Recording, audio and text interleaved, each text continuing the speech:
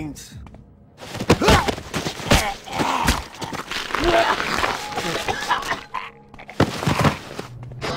So a lot's been made out of Manhunt 2's supposed goriness. If you're playing on the PS2, you'll see quite a bit of blood and guts. On the Wii, you won't get the full effect. Either way, there's plenty of violence to go around, so rest assured, you'll get your fill of brutality. But it's not just all about entrails. There's a good bit of solid sneaking around to complement all the spurting blood. It's got some issues, but overall, it's pretty satisfying stuff.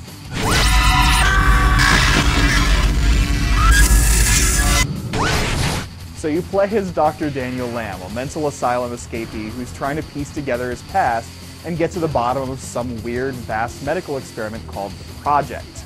He's in over his head, struggling with the remaining bits of his sanity, finding out just who the hell he is, and all the while avoiding the watchful eye of the Project's network of hunters. It's a good story, not as shocking or intense as the original Manhunt though. You get the sense that Danny could just run away at any point. He isn't forced to reveal the truth, so you never get the sense that he has to fight his way out of an impossible circumstance like in the first game. So you'll spend a lot of time in shadows, where you're hidden from enemies. Your best bet is to pick off one guy at a time, and the coolest way to do it is to sneak up behind him and perform an execution move.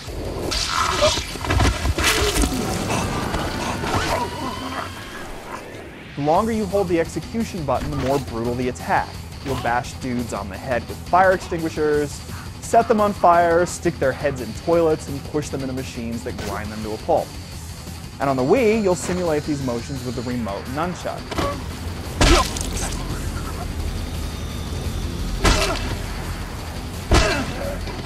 It's awesome and gruesome, and in the PS2 version, you get a pretty good idea of what's going on.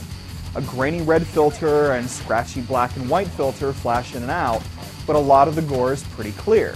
On the Wii, everything's really blurry, making it tough to tell what's going on, and that's a shame, since it makes these kills less satisfying to pull off. You'll need to get down and dirty from time to time with melee weapons though, and as long as you have a good crowbar and are facing a single enemy, you should be okay. This should always be a last resort though. Having two enemies on you almost never ends well, so you're better off running for the shadows again. Manhunt 2 is a tough game, and it's not going to forgive your mistakes, so you've got to be all sorts of patient. But it means when you are successful, you get rewarded with an execution animation, which is a pretty nice reward.